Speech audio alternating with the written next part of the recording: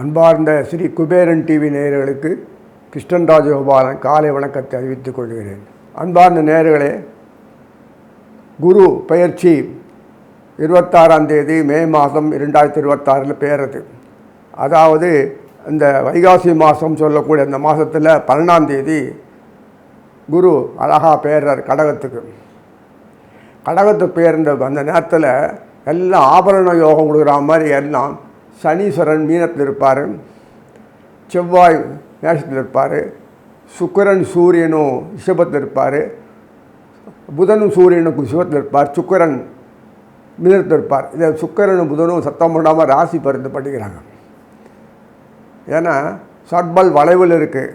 சந்திரன் உத்தரத்தில் இருந்தால் கூட கண்ணியில் இருந்தால் கூட சர்ப வளைவு தான்.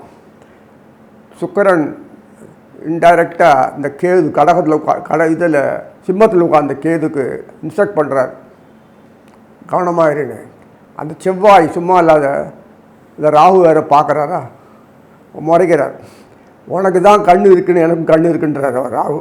ஆக இந்த ஒரு பெரிய இதுனா புத்தியை பயன்படுத்தி தான் போனோம். இந்த குரு பேச்சில் எல்லாம் சாதகமாக இருக்கிற மாதிரி இருக்கும். ஆனால் சாதுக்கள் எப்போதுமே கோட்டை விட்டு தான் இருப்பாங்க. அந்த மாதிரி அமைப்பில் இருக்குது. ஆனால் அதிசாரத்தை போன பிறகு குரு கொஞ்சம் நிம்மதியாக மூச்சு விடுவார். ஏன்னா பாம்பு அந்த மாதத்துலாம் கிளம்பி மேலே போய்டுறதுக்கு இந்த மாதிரி ஒரு ட்ராமா ஆடிட்டு இருக்காரு. அதில் பிரமாதமாக இருக்கும். சாமர்த்தியம் இருக்கிறவங்களுக்கு நன்னா வாழ முடியும். எல்லாம் நேரம் குடுன்னு சொல்கிறவங்களுக்கு ஒன்றும் கிடைக்காது. இதுதான் விஷயம். புத்தி சாமர்த்தியம் இருக்கணும், கவலைப்பட வேண்டாம். நாட்டில் எது எப்படி இருந்தாலும் நமக்கு நன்மையே விளையும், அவ்வளோதான். இது ஒவ்வொரு ராசியாக பார்ப்பேன். அன்பார்ந்த சிம்மராசி நேயர்களே, குருவினுடைய பெயர்ச்சி பூர்வ புண்ணியாதிபதி குரு, அதே அட்டமாதிபதி அவர் குரு. இப்படி ஏன் இருக்குன்னு கேட்கப்படாது.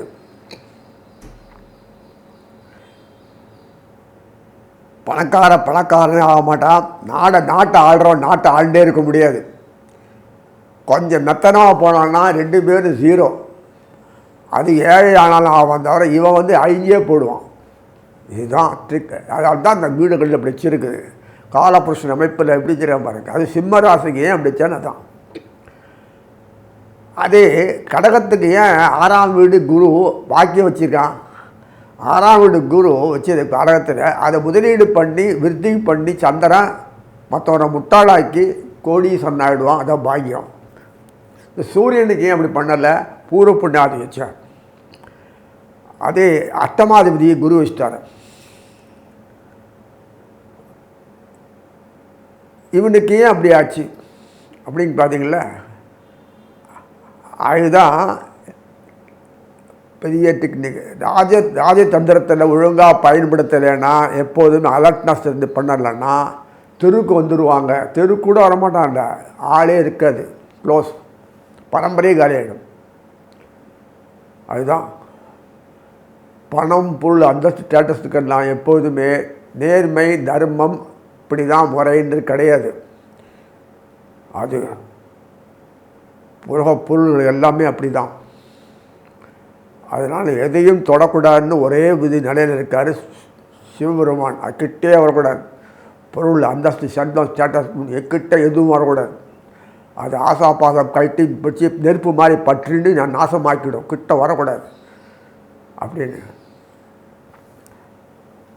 அந்த மாதிரி வாழ்க்கையில் வாழ முடியாது இல்லை. அந்த இடத்துல சாமியார்கள் போய் அது மாதிரி இருக்கணும் பண்ணு, மற்றவங்களுக்கா அதுக்கு எதுவும் கிடையாது வேணாம் சொல்லி உட்காந்துட்டு எல்லாமே அவனுக்கு ஆகிடுறத.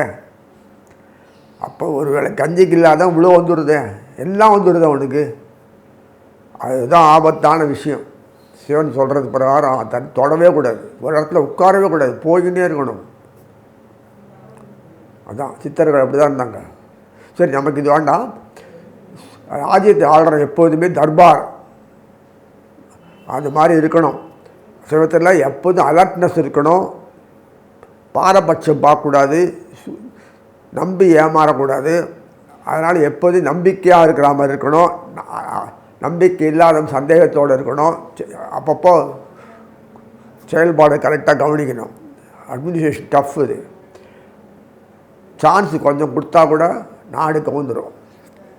அதுதான் அந்த மாதிரி அமைப்பில் தான் சிம்ம ராசிக்கு இந்த ஆட்டி கொடுத்துருக்கும் போது குரு 12ஆம் வீட்டில் உட்கார்றதுனால அயன சயன போகம் நன்னா இருக்குன்னு சொல்கிறோம் இல்லையா? அப்படியே என்ன அர்த்தம்?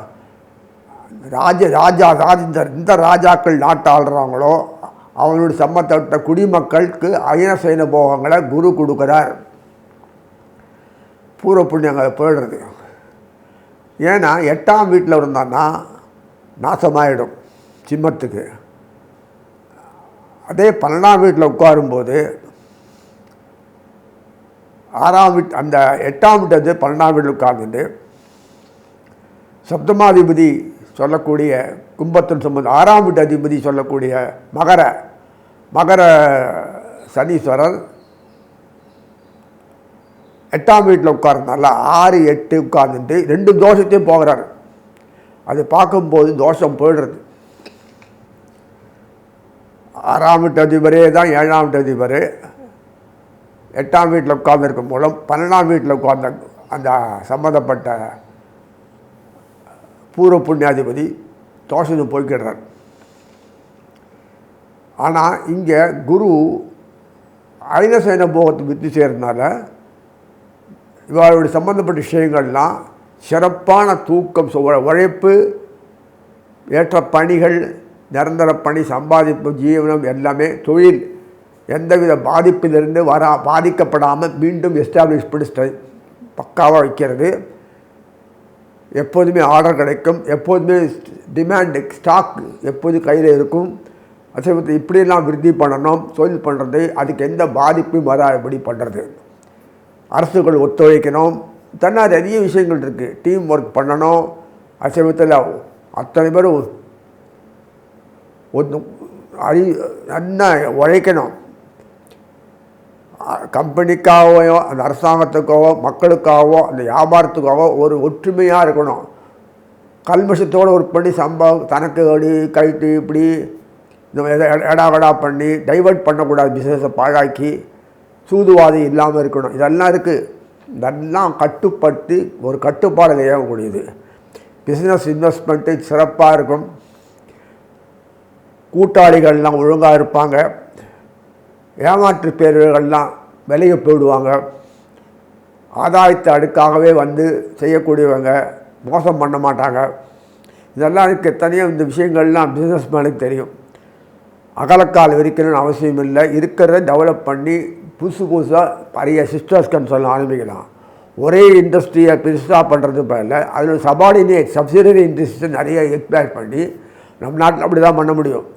அதெல்லாம் முடியாது. இப்படி தான் பண்ணோன்னா போய்க்கோங்க. இப்படி தான் சப்சிடரி இண்டஸ்ட்ரி பண்ணி எஸ்டாப்ளிஷ் பண்ணி கணக்கு நிறைவேல் பண்ணி மேலும் மேலும் சம்பாதிக்கலாம். இங்கே ஒருத்தரம் ட்ரில்லியன் பில்லியன்லாம் இன்வெஸ்ட் பண்ண முடியாது பாரத பூமியில். எந்த காலத்திலும் பண்ண முடியாது. அதுதான் முன்னாடியே சொன்னேன். இந்த குரு எல்லாத்துக்கும் பணத்துக்கு பொறுப்பு எல்லாம் அவர் தான். ஆனால் பணத்துக்கு உண்டான வழி முத்தாடுகள் பிஸ்னஸ் பண்ணி 4 மடங்கு ஆக்குறது புதன் பொறுப்பு. இது கான்ட்ரவரியாக இருக்கும். அதனால் business man can do any kind of business. Subsidiaries industry எது வேணால் செய்யலாம், என்ன பண்ணலாம். இப்படி தான் பிஸ்னஸ் பண்ணணும் அவசியம் இல்லை. ஆனால் அது ஒரே ஸ்தாபனமாக இருந்து கோடி ஆக்க முடியாது. சப்சிடரி கம்பெனி நிறைய யூஸ் பண்ணி அது மூலம் நிறைய பரவலாக்கி அது மூலம்தான் பிஸ்னஸ் மேன் இங்கே பண்ண முடியும். ஒரே பண்ணிட்டீங்கன்னா மொத்தமாக கைவிட்டு போயிடும். அயனசயன போகாதிபதி சந்திரன் உண்மையிலேயே அதில் ஏதாவது விஷயம் பண்ணிடுவான். அதுக்கேற்ற மாதிரி தான் பூர்வ புண்ணியாதிபதியே 8ஆம் இடத்தில் இருக்கார். அது பண்ணால் அது மாதிரி எந்த விதமான பாதிப்புக்கும் வராதபடி தான் இந்த ஆட்டு குரு அந்த 12ஆம் வீட்டில் உட்கார்ந்துருக்கார். சிம்மத்தினுடைய அவருடைய பார்வையினால் எல்லாத்துக்கும் கிடைக்கும். அவர் தோஷம் போயிடுறது. அதுக்காக அந்த வீட்டு சனீஸ்வரர் இருக்கணும் அவசியம் இல்லை. சனீஸ்வரர் எங்கே இருக்காரோ அங்கே சனி பார்க்கக்கூடிய பாக்கியம் குரு கிடைக்கிறது. சந்தோஷம் தோஷம் போய்டுறது. சிம்மத்தினுடைய 8ஆம் வீட்டில் உட்கார்ந்துருக்கனால சனீஸ்வரன் தோஷம் போய்டுறது. அதே சனீஸ்வரர் 6ஆம் வீட்டு அதிபராக இருக்கனால 6, 8 தோஷம் போயிடுதுன்னா விருத்தி வந்துடும். தீர்ந்து போச்சு. விருத்தி வதில் அயன சயனத்தில் உட்கார்றதுனால அயனம் சயனம் போகம் 3மே இம்ப்ரூவ் ஆகிடுறது. பாதிப்பிலேருந்து வெளியில் வந்துடுது. அதனால் சிம்மத்தினுடைய சம்பந்தப்பட்ட விஷயங்கள் எல்லாமே கடத்தலமாக இருக்க சனீஸ்வரரே காரணமாக இருந்து சனீஸ்வரரே தன்னையே செயல்படுத்தி குருக்கு தொடர்பு ஏற்படுத்த வச்சு தொடர்ந்து குரு வந்து 6 மாதம் வரைக்கும் இருப்பார். அப்புறம் போய் கூட செவ்வாய் மூலம் சனீஸ்வரன் பார்க்கக்கூடிய பாக்கி இது கிடைக்கிறது. இதெல்லாம் பண்ணார். அப்புறம் மார்கழி மாதத்தை பார்த்தீங்கன்னா இதோட வேடிக்கை. மார்கழி மாதத்தில் குருவும் சூரியனும் பண்ணிக்கிறது.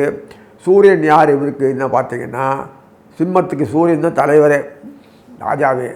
அந்த குருவோட ஷேர் பண்ணிக்கிறது ஆசி பரிவர்த்தனை. கூடயே புதன் இருப்பார், பின்னாடி சுக்கிரன் இருப்பார், இவன் இருப்பார். ஏதோ இந்த மாதிரி போப்போ டெவலப்மெண்ட் ஆக்டிவிட்டீஸில் பெருமை எழுச்சியூர் செய்யும். Those who are born with that இந்த சிம்ம ராசியில் பிறந்தையா மகம் பூரம் உத்திரம் 3மே டாப் லெவலில் வந்துடுவாங்க. கேது நட்சத்திரம் இருந்தால் கூட கேதுவாக இருக்காருன்னு நினைக்காதீங்க. மகம் கேது எங்கே இருக்கிறாரு? கடகத்துக்கு பேர்ந்துடுவார். கத்தரை வீட்டில் அங்கே செவ்வாய் இருக்கார். அப்புறம்தான் ஒரு கேப் விட்டுக்கு இங்கே வருவார். 1 மாதம் குரு அதிசாட்டில் திம்மத்துக்கு வந்தோன்னா வருவார். ஐப்பசி மாதத்துக்கு கார்த்திகை மாதத்தில் வருவார். செவ்வாய் குரு டைம் இருக்குது. புரிஞ்சுங்களா? நிற்கிற நட்சத்திரம் மூலம், அந்த குரு நிற்கிற நட்சத்திரம் மூலம் பாருங்கள் கேது. அதனால் வந்து இதில் பாம்பு விஷயம் பண்ணுறது அப்போ கூட பார்த்தார் மெதுவாக தள்ளி விட்டுறது. துட்டு கண்ணமனம் கொட்டும். குரு கேது தொடர்படுத்துறதுனால பணம் கொட்டும்.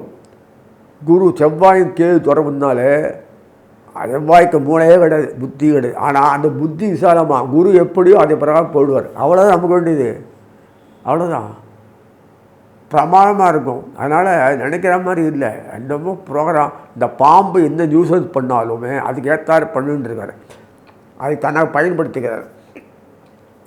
ஏன்னா அந்த ஐப்பசி மாதத்தில் அதுக்கு வரும்போது அந்த ஆட்டோமேட்டிக்காக குரு அதிசாட்டில் போன கீழ் இறங்கின உடனே 31/10